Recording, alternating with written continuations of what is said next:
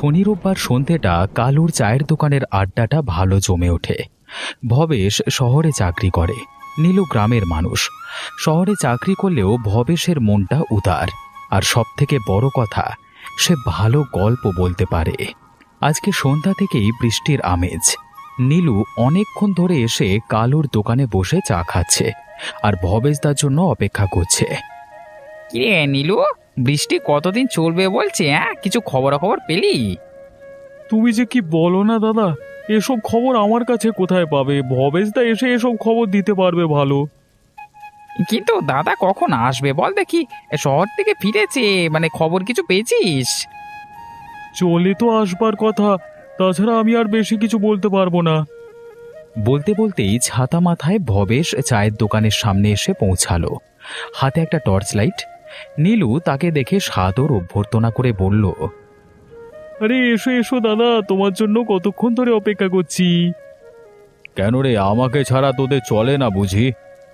আরে কি যে বলো না দাদা, তুমি ছাড়া আমাদের কে আছে বলো দেখি? এই শনি রোববারটা তো তোমার সাথে দেখা হয়, তাতেও যদি আসতে দেরি করো তাহলে আর কি হবে বলো দেখি? ভবেশ তার সামনে ফাঁকা চেয়ারটায় বসে পড়ল, তারপর বলল, এ তো এদিকে যে বিষয়টা ভালো ঠেকছে না। কোন বিষয়টা দাদা? এই গরমা গরম চা খাও, দেখবে সব বিষয়টা ভালো লাগতে শুরু করবে। হ্যাঁ, আরে না রে, সন্ধেবেলায় আমার মেয়ে কল্পনা আমাকে হাত ধরে টেনে নিয়ে ওই বুড়িমার বাড়িতে গেল। ওই যে গ্রামের শেষে বাড়ি, অনাথ বুড়ি, তার অবস্থা খুব একটা ভালো না। এই কেলো করেছে, এই রাতের বেলা কিছু হয়ে গেলে কি হবে দাদা? সেটাই তো ভাবছি রে, ভাবছিলাম একবার হরিপদ কাকাকে ডেকে নিয়ে যাব, যদি কিছু ওষুধ টষুধ দিয়ে মোটামুটি একটু ঠিক করতে পারে। সে তো বটেই। একজন মানুষ অসুস্থ দেখে আমরা এভাবে এখানে গল্প করতে পারি কি? যাই হোক, তুমি চাটা তাড়াতাড়ি খেয়ে নাও, আমরা তিনজনে মিলেই যাব। যথারীতি বৃষ্টিটা ভালোই নেমেছে। ছাতা মাথায় দিয়ে তিন বন্ধু মিলে হরিপদর বাড়ির দিকে চলল। হরিপদ কাকা যা খেঁচালো লোক, এই বৃষ্টির মধ্যে আসবে বলে তো মনে হচ্ছে না। আরে না এলেও অন্তত ওষুধ কিছু দিতে পারবে তো, সেটা আমরা না হয় নিয়ে গিয়ে খাইয়ে দেব। দরকার হলে সারা রাত আমি ওখানেই থাকবো। তুমি একা থাকবে কেন দাদা? আমরাও তোমাদের সাথে থাকবো। নিজেদের মধ্যে আলোচনা করতে করতে হরিপদর মাটির চালা বাড়ির সামনে তারা এসে দাঁড়ালো। উঠানটা ভীষণ কাদা হয়েছে। আরে ও হরিপদ কাকা, হরিপদ কাকা একবার বেরিয়ে এসো তো, তোমার সাথে একটু দরকার আছে। কার আরে সব? রাতের বেলা কাজ পাসনি নাকি? সবাই বাড়ি চলে যা, আমি এখন কোথাও যেতে পারবো না। কাকা, দয়া করে একটিবার বেরিয়ে এসো, আমাদের কথা তো শোনো, তারপর না হয় আমাদেরকে তাড়িয়ে দেবে। গলা শুনেই বুঝতে পেরেছিলাম ভবেশ। তা তোরা তিনজন মিলে হঠাৎ আমার কাছে এসেছিস কেন? কি দরকার বল দেখি তোদের? কাকা, আমাদের গ্রামের ওই বুড়িমার অবস্থা খুব একটা ভালো না। তুমি যদি কিছু ওষুধ পাতি দিতে বা আমাদের সাথে যেতে তাহলে খুব ভালো হতো। তা ওই বুড়িকে বাঁচাতে গিয়ে এই বুড়োকে কি শ্মশান ঘাটে পাঠানো ধান্দা করেছিস নাকি? আমি কোথাও যেতে পারবো না বৃষ্টি ভিজে ভিজে। তার তুমি অন্তত কিছু ওষুধ দিয়ে দাও, তারপর বাকি ব্যবস্থাটা নয় আমরা করে নেব। আরে শোন, মৃত্যু পথযাত্রীকে অত ওষুধ দিয়ে ভালো করতে নেই, তাতে তাদের কষ্ট আরো বেড়ে যায়। তোরা এখন যা দেখি এখান থেকে, আমাকে ঘুমাতে দে। আর একটি কথা না বাড়িয়ে হরিপদ ঘরের ভেতরে গিয়ে তাদের মুখের উপর দরজাটা বন্ধ করে দিল। এরা তিনজন পড়ল মহা ফাঁপড়ে। এরপর তারা কি করবে?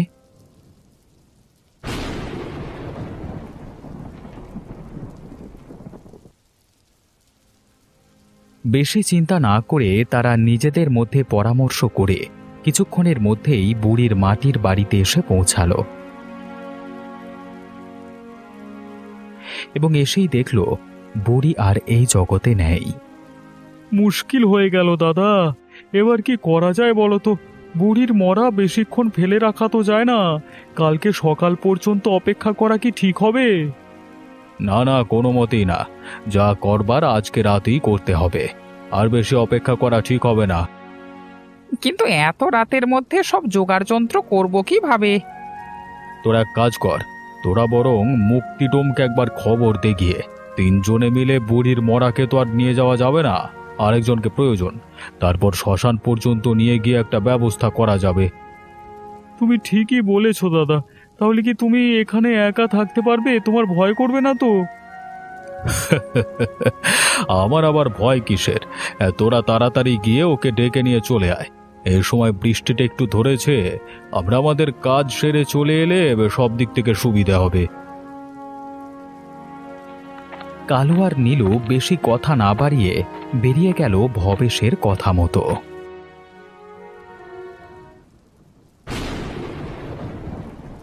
মুক্তিডোম প্রত্যেক রাতের মতো আজকে রাতেও একটু সুরাপান করে এসে বউয়ের সাথে ঝগড়া ঝামেলা করে ঘুমাচ্ছে, তখন নাক ডেকে। তার বউ তাকে নিয়ে খুব বিরক্ত, তাই প্রতি রাতের মতো আজকেও চিৎকার করে তার বাপ বাপান্ত করছে। মাতাল কোথাকার! ঘরের যা কিছু বাকি আছে সব কিছু গোল্লায় পাঠিয়ে তবে ওর শান্তি হবে। ওপরওয়ালা কেন যে আমাকে এখনো বাঁচিয়ে রেখেছেন কে জানে। এত কষ্ট কেউ সহ্য করতে পারে? প্রতিদিন মাল গিলে আসবে, ঘর সংসারের প্রতি একটু মন নেই। যা না যা না, শ্মশানের ধারে পড়ে থাক। ঘরে আসতে কে বলেছে? ঘরে আমি একা থাকলে ভালো থাকবো, একদিন ঝাঁটা পেটা করলে তবে গায়ে রাগ মিটবে আমার। এইসব কথা দূর থেকেই নীলু আর কালু দুজন মিলে শুনতে শুনতে হেঁটে আসছে। তাদের বুকে ভয়। কমলা যা দজ্জাল মেয়ে, এক্ষুনি তাদের সাথে ঝগড়া না লেগে গেলে হয়। ঘরের সামনে তারা দুজনে এসে ডাক দিল, মুক্তি ভাই, মুক্তি ভাই, তোমার সাথে একটু দরকার আছে মুক্তি ভাই, বেরিয়ে এসো, খুব বিপদে পড়ে গেছে মুক্তি ভাই। বেরিয়ে এলো কমলা। রাগী মেজাজ নিয়ে জিজ্ঞেস করলো, কি ব্যাপার? এত রাতে তোমাদের কি চাই? আসলে বৌদি, ভীষণ বিপদে পড়ে গেছি। এখন মুক্তিটা না হলে আমরা ঠিক বিপদ থেকে উদ্ধার হব না। তোমাদের বিপদ মানে ওই তালতলায় বসে বসে মদ গেলা, তাই তো? তোমরা কি ভেবেছো আমি কিচ্ছু বুঝি না? দেখো, এসব চালাকি আমার সামনে চলবে না। না না বৌদি, তুমি কি ভাবছো? আমরা ওসব মদ ফদ ছুঁয়ে দেখি না। না, তোমরা তো সাধু পুরুষ, আমার আর জানতে বাকি নেই কারা কিরকম। এই শোনো, আমার ভিটের চারিদিকে যেন তোমাদের দেখতে না পাই। চেঁচামেচি শুনে বিরক্ত হয়ে মুক্তি প্রায় টলতে টলতে ঘর থেকে বেরিয়ে এলো। কি হয়েছে? এত চেঁচামেচি কিসের? ব্যাপার কি তোমাদের? দাদা, ওপারের ওই বুড়িমা পটল তুলেছে। ভবেশ দা তোমাকে ডাকতে পাঠালো, তাই এসেছিলাম, কিন্তু বৌদি আমাদেরকে। মুক্তি তার বউকে চোখ রাঙিয়ে বলল, এই লোকগুলো আমাকে ডাকতে এসেছে আর তুমি এখানে চিৎকার করছো? বড্ড বার বেড়ে গেছে তোমার, তাই না? এক্ষুনি মেরে হাত পা ভেঙে দেবো বলে দিলাম। যাও, ভেতরে যাও। মুক্তিকে খুবই ভয় পায় কমলা, আর একটাও বাক্য ব্যয় না করে ঘরের ভেতরে চলে গেল। চলো না দাদা, না হলে আমরা খুব বিপদে পড়ে যাব। এখন এত কিছু ব্যবস্থা করতে হবে, বুঝতেই পারছো, মরা পুরানোর ব্যাপার, তুমি না থাকলে ঠিক হবে না। না মানে আমার জন্য কিছু ব্যবস্থা হবে তো? হ্যাঁ, সেসব নিয়ে তোমাকে চিন্তা করতে হবে না দাদা, সে ব্যবস্থা আমরা করে দেব তোমার জন্য। ঠিক আছে ঠিক আছে, তাহলে চল যাওয়া যাক। হ্যাঁ হ্যাঁ। চারজন পুরুষের সহযোগিতায় খুব তাড়াতাড়ি তারা সমস্ত কিছু ব্যবস্থা করে বুড়ির মরা নিয়ে বেরিয়ে পড়ল। চারিদিকে লম্বা লম্বা বাজের রেখা মাঝে মাঝে রাস্তাটিকে ভালোভাবে চিনিয়ে দিয়ে যাচ্ছে। মেঠো রাস্তার উপর ঘাস জন্মেছে বলেই রক্ষে, না হলে এত ভারী একটা জিনিস নিয়ে চারজনে অন্ধকারে ঠিকমতো চলাচল করতে পারত না। হঠাৎ করে মুক্তি বলল, আর পারে যাচ্ছে না, এবার একটু না টানলে ইঞ্জিনে ঠিক শক্তি পাচ্ছি না দাদা। মরাটা এক পাশে রেখে আমি একটু খেয়ে নি।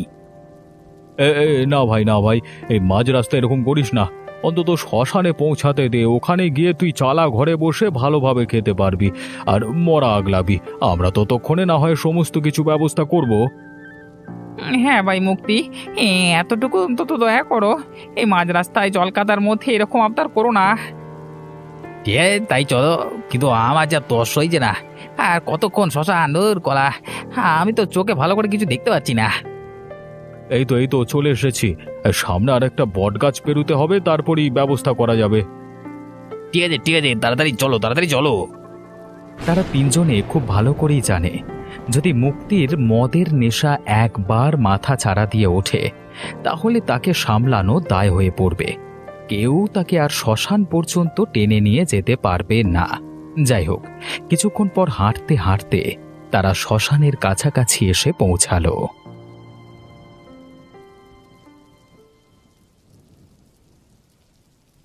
তোমরা যাও, আমি এখানে বসে বসে মাল খাচ্ছি। হ্যাঁ, তোমাদের চিতা সাজানো হয়ে গেলে আমাকে বলবে।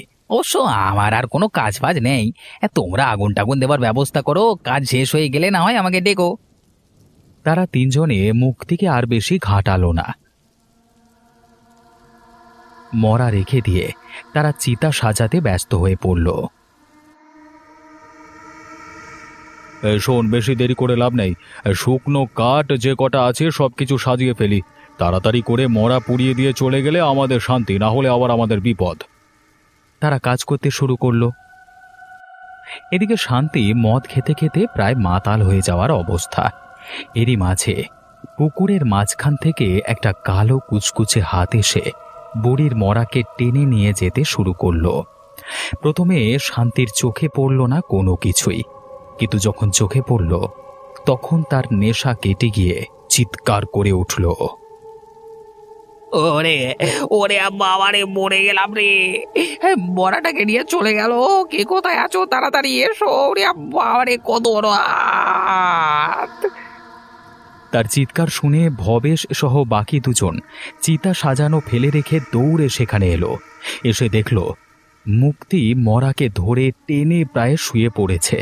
ওদিকে ঝিলের মধ্য থেকে দুটো বড় বড় কালো হাত মরাটাকে টেনে ধরেছে। ছেড়ে দে, আমার খাবারটা ছেড়ে দে। তোরা কিছুতেই আমার খাবারকে ধরে রাখতে পারবি না, না হলে তোদের সব কটাকে শেষ করে ফেলবো। এরকম নাকি সুরে কথাগুলো শুনে তারা আরো ভয় পেয়ে গেল। ভবেশ চিৎকার করে বলল, ওরে, তোরা দাঁড়িয়ে দেখছিস কি? তাড়াতাড়ি বুড়িমার মরাটাকে ধর।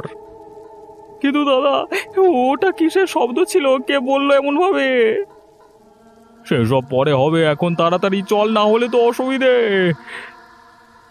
আমার ভীষণ ভয় করছে দাদা। আমার মনে হচ্ছে এই শ্মশানে কোনো ভূত বুড়িকে খেতে চায়। দাদা, বুড়িকে ছেড়ে পালিয়ে চলো।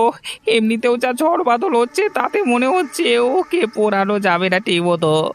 সেই আমাদেরকে ঝিলের জলেই ফেলতে হবে। তার থেকে ভালো ওকে ফেলে দিয়ে পালিয়ে চলো দাদা, পালিয়ে চলো, পালিয়ে চলো। ওরে, তোরা দাঁড়িয়ে থাকিস নি এভাবে। ও আমাকে শুধু ভূত নিয়ে পালিয়ে যাবে। তাড়াতাড়ি আমাকে একটু সাহায্য কর তোরা। হ্যাঁ, আমি পারবো না দাদা। শান্তিদা, তুমিও ছেড়ে দাও ওকে, যেখানে যাচ্ছে যেতে দাও। কিন্তু শান্তি নাছোড়বান্দা, তার উপর নেশা তার মাথার উপর চড়েছিল। কিছুতেই সে হার মানবে না। ভবেশ মূর্তির মতো একপাশে দাঁড়িয়ে রয়েছে। সে যে কি করবে কিছু সিদ্ধান্ত নিতে পারছে না। কিছুক্ষণ এরকম টানা হ্যাঁচড়ার পর বুড়ির মরাকে সাথে নিয়ে শান্তি জলে গিয়ে পড়ল, আর তৎক্ষণাৎ সেই টান হালকা হয়ে গেল। হয়েছে হয়েছে, টান হালকা হয়েছে। ওরে, তোরা তাড়াতাড়ি ধর, না হলে যে আমরা দুজনেই ডুবে যাব। অনেক জল, ওরে তুই খুঁজে পাচ্ছি না। এদিকে শান্তির বউ কমলা ঘরে একা ভয়ে ভয়ে বসে আছে। হঠাৎ করেই তার গাটা কেমন ছমছম করতে শুরু করেছে। এই ভয়টা তার স্বামীর ভয় নয়, এটা অন্যরকম একটা ভয়। কি ব্যাপার, এরকম হচ্ছে কেন? আমার তো কোনোদিন এতটা ভয় ভয় করে না। তাহলে এই সময় তার সামনে শ্মশানের পাশের ঝিলের সেই ভূত এসে দাঁড়ালো। খোলামেলা চুলগুলো বাতাসে উড়ছে, লাল জ্বলন্ত চোখ দুটো থেকে হিংস্রতা বেরিয়ে আসছে। ওরে বাবারে, তুমি কে? এখানে কি করছো? তোর স্বামী আমার খাবারকে আমার হাত থেকে কেড়ে নিয়েছে। তোকে আর কিছুতেই আমি ছাড়বো না। এবার তোকে আমি নিয়ে যাব আমার সাথে করে। তারপর তোর স্বামীর সামনে তোকে মেরে ফেলবো। আমাকে দয়া করে ছেড়ে দাও। আমি তো কোনো দোষ করিনি। আমার স্বামী ওরকমই, ও মদের ঘোরে অনেক কাজ করে। তার জন্য আমি কেন শুধু শুধু শাস্তি পেতে যাব?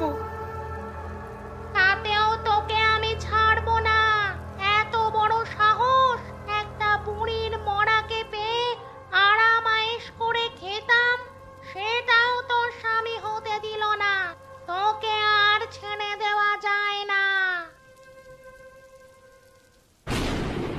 এদিকে কোনো মতে বুড়ির মরাকে এবং শান্তিকে ঝিলের জল থেকে তুলে আবার শ্মশানের সেই চালা ঘরের মধ্যে রাখলো তারা। হাঁপাতে হাঁপাতে ভবেশ বলল, এটা কেমন হলো? এই ঝিলে যে কোনো ভূত থাকে সেটা তো আমরা জানতাম না। আরে বাবা, আমরা কি সারাদিন শ্মশানে পড়ে থাকি নাকি? তুই বুঝতে পারছো না ভবেশ দা? বুঝতে পেরেছি, আমাদের অজান্তে কখনো কোনো বদমাইশের দল হয়তো কোনো মরা এনে এখানে আধপোড়া করে ওই ঝিলের জলে ফেলে দিয়ে চলে গেছিল। এখন তারই অতৃপ্ত আত্মা আক্রমণ করছে আমাদেরকে একা পেয়ে। আমাদের আর কোথায় আক্রমণ করলো? পরিমার মরাটাকে খাবার জন্য তো ছিনিয়ে নিচ্ছিল, তাছাড়া তো। নীলুর মুখের কথা মুখেই আটকে রয়ে গেল। সেই সময় দূর থেকে চেনা মহিলা কণ্ঠে চিৎকার ভেসে এলো, বাঁচাও, কে কোথায় আছো? আমাকে বাঁচাও, আমার মাথার চুল ছিঁড়ে ফেললো, আমাকে ছেড়ে দাও, আমার প্রচন্ড লাগছে। এ কি? এ তো কমলার গলা। ও এত রাতে এখানে কি করছে? না না, আমরা ভুল শুনছি। নিশ্চয়ই ওই ভূতেদের কাজ সাজিয়ে আমাদেরকে বোকা বানানোর জন্য। দাদা, ভালো কথা বলছি, এই মরাকে ফেলে রেখে পালিয়ে চলো। আমাদের প্রাণ থাকলে তবে আমরা। ও না, এ মিথ্যে নয়। ওই দেখো আমার বউ। তারা সকলে লক্ষ্য করল তাদের থেকে বেশ অনেকটা দূরে লাল চোখা সেই জলের ভূত কালো হাত দিয়ে কমলার চুলের মুঠি ধরেছে। কমলা যন্ত্রণায় ছটফট করছে, মাঝে মাঝে বিদ্যুতের চমকানিতে তাদেরকে স্পষ্টভাবে দেখা যাচ্ছে। ও গো, তুমি আমার বউকে ছেড়ে দাও, বদলে তুমি যা চাও আমি তাই দেবো। কিছুক্ষণ আগে আমার খাবারটা তুই ধরে রেখেছিলিস যেমন, ঠিক তেমন তোর বউকে আমি ধরে রেখে এই ঝিলের জলে নিয়ে যাব, তারপর খেয়ে ফেলবো। না না, এমন করবেন না। আপনি দরকার হলে মরাকে নিয়ে চলে যান, তবু ওনাকে ছেড়ে দিন। আমরা এখান থেকে চলে যাচ্ছি। যদি আমার সাথে বেশি চালাকি করবার চেষ্টা করিস তাহলে কিন্তু তোদের আর রক্ষে নেই। কেউ কিছু করবে না, তুই ওকে ছেড়ে দাও দয়া করে। আবার যে পৃথিবীতে আমার বউ ছাড়া কেউ নেই। আমি আর কোনোদিন তোমার খাদ্যতে হাত দিতে আসবো না, তুমি যা পারো করো। অনুরোধ করবার পর হঠাৎ করে সেই ভূত ছেড়ে দিল শান্তির বউ কমলাকে। তারপর তাদের চোখের সামনে দিয়ে বুড়ির মরাকে নিয়ে ঝিলের মধ্যে উধাও হয়ে গেল। দাদা, আর এক মুহূর্ত এখানে নয়। চলো দাদা, আমরা এখান থেকে চলে যাই, না হলে আবার জল থেকে উঠে এসে আমাদেরকে খেতে চাইবে। চলো দাদা, চলে যাই। তারা আর এক মুহূর্ত অপেক্ষা না করে শান্তির বউকে উদ্ধার করে সেখান থেকে চলে গেল। ভবেশ মনে মনে ভাবল, আজকে তোড়জোড় করে আসেনি বলে চলে যাচ্ছে, কিন্তু একদিন আসবো, এই ভূতের 14 গোষ্ঠীর ষষ্ঠী পুজো করে ছাড়বো, নহলে আমার নাম ভবেশ নয়।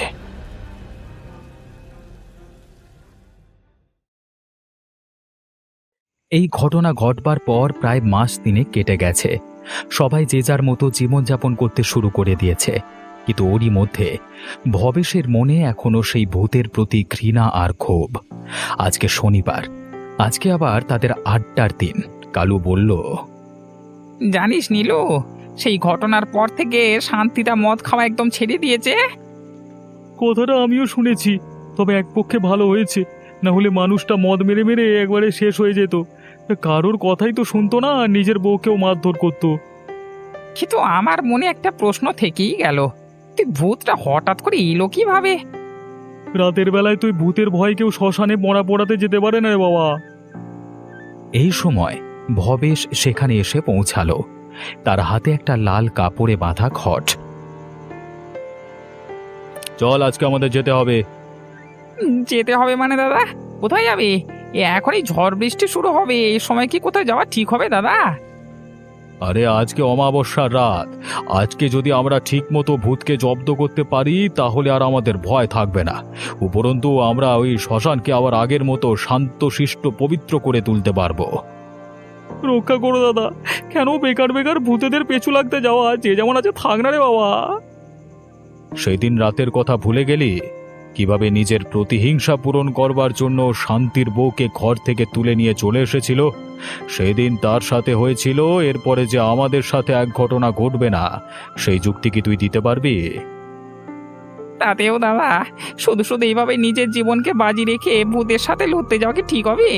মানে সেসব সাধু সন্ন্যাসীদের কাজ দাদা, শুধু শুধু আমরা করতে গিয়ে কি করবো বলো তো? ওরে, আমার হাতের দিকে তাকিয়ে দেখ। সাধু সন্ন্যাসীদের কাজ থেকেই এই মন্ত্রপুত ঘট নিয়ে চলে এসেছি। তাড়াতাড়ি চল, বেশি দেরি করিস না।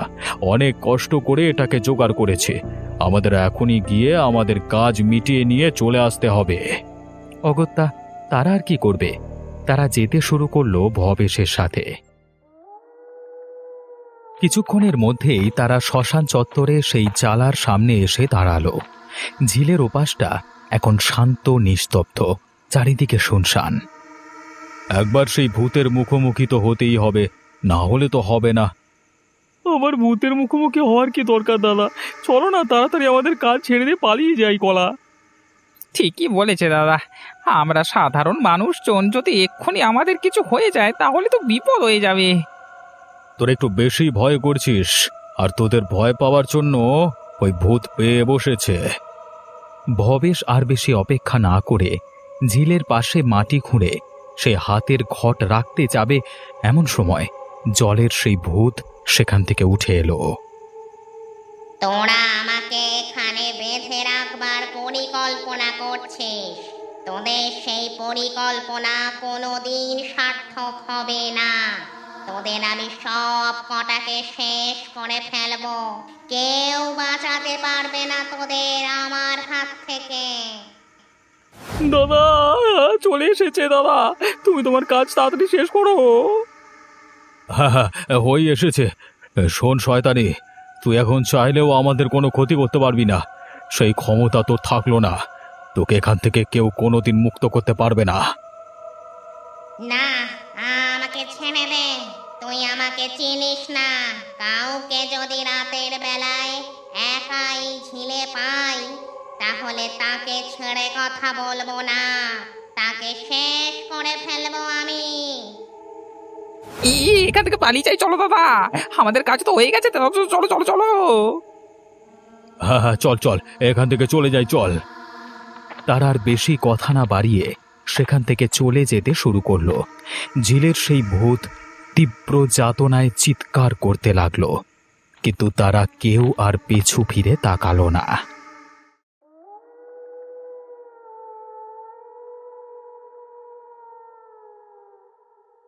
রাতের বেলায় খাওয়া দাওয়া করে ভবেশ ঘুমিয়েছে। ঘুম তার কিছুতেই আসছে না। কিছু একটা প্রশ্ন যেন তার মনের মধ্যে সারাক্ষণ ঘোরাফেরা করছে। তার মনের মধ্যে একটা হীনমন্যতা, কিছু যেন সে ভুল করেছে। কাজটা কি ঠিক হলো? আমি তো জানলামই না ওই ভূতের কি যন্ত্রণা, কি কারণে সেইভাবে এখানে বন্দি হয়ে আছে। কিছু না জেনে আমার এই কাজটা করা একদম ঠিক হলো না। এইসবই ভাবছে, হঠাৎ করে ঘরের বাইরে দুমদুম করে পায়ের শব্দ দৌড়ে তার ঘরের দোরগোড়ার সামনে এলো। তারপরই ব্যস্ত কণ্ঠে চিৎকার, দাদা গো, আবার বউকে আবার তুলে নিয়ে চলে গেছে দাদা, মেরে ফেলবে দাদা, বউকে তুমি বাঁচাও। ভবেশ তাড়াতাড়ি উঠে ঘরের দরজা খুলে দেখে শান্তি এসে পাগলের মতো করছে। আরে আরে শান্তি, কি হয়েছে? কি তুই এরকম করছিস কেন? ওই ভূত আমার বউকে আবার ধরে নিয়ে চলে গেছে দাদা, তুমি কিছু একটা করো দাদা। বলিস কি রে? আমরা তো আজকে রাতে এই কিছুক্ষণ আগে ওকে বন্দি করে এলাম এই ঝিলের মধ্যে। আমি জানি না দাদা, তুমি আমার সাথে এক্ষুনি চলো, না হলে আমার বউকে মেরে ফেলবে। আমরা রাতের বেলায় শুয়েছিলাম, হঠাৎ করে দেখি ঘরের মধ্যে ভূত চলে এসেছে। চল চল চল, তাড়াতাড়ি চল, আর এক মুহূর্ত অপেক্ষা করা যাবে না, চল। শান্তিকে সাথে নিয়ে ভবেশ আবার বেরিয়ে গেল সেই শ্মশানের উদ্দেশ্যে।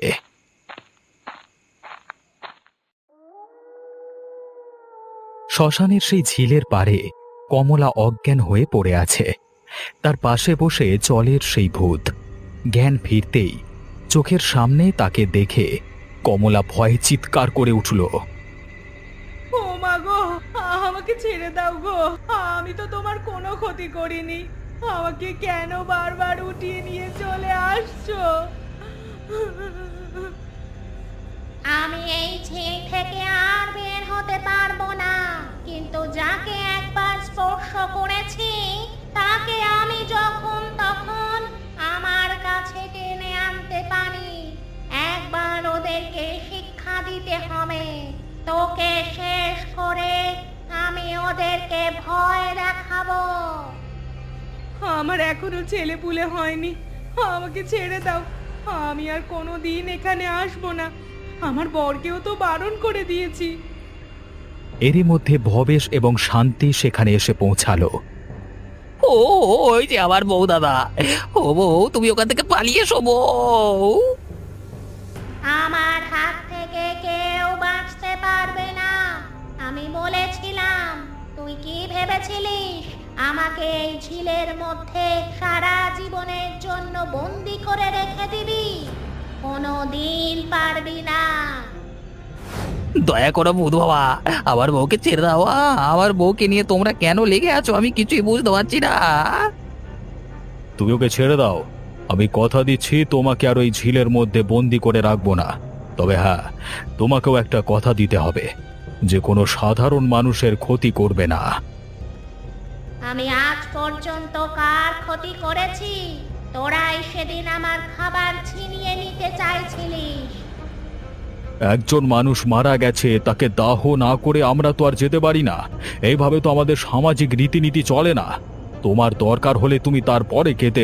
এমনিতেই তো ঝড় বৃষ্টি হচ্ছিল, মরা পোড়ানো যেত কি যেত না। ভবেশের কথা শোনবার পর জ্বরের ভূত কিছুক্ষণ চুপ করে রইল, তারপর বলল, ঠিক আছে, এই শেষবার। এরপর তোরা না আমার জায়গায় আসবি আর না আমি তোদের স্থানে যাব। তবে হ্যাঁ, এই শ্মশানে যদি কেউ মরা পোড়াতে আসে তবে সেই মরার এক অংশ আমারও চাই। দাদা লেগো না, ও যা বলছে হ্যাঁ করে দাও দাদা। ঠিক আছে, তবে তাই হোক। এরপর থেকে সেই ঝিলের ভূত ঝিলের মধ্যেই থাকে। লোকজন আর রাত বিরেতে সেই শ্মশানে মরা পোড়াতে যায় না। যারা গ্রামের মানুষের অজান্তেই রাতের বেলায় সেই শ্মশানে মরা পোড়াতে আসে, তখন তাদের অবস্থা। ওরে তোরা কি কোথায় আছিস? ছুটে আয় রে! ওরে মরাটাকে নিয়ে চলে গেল রে! ওরে বাবা রে, ধরে!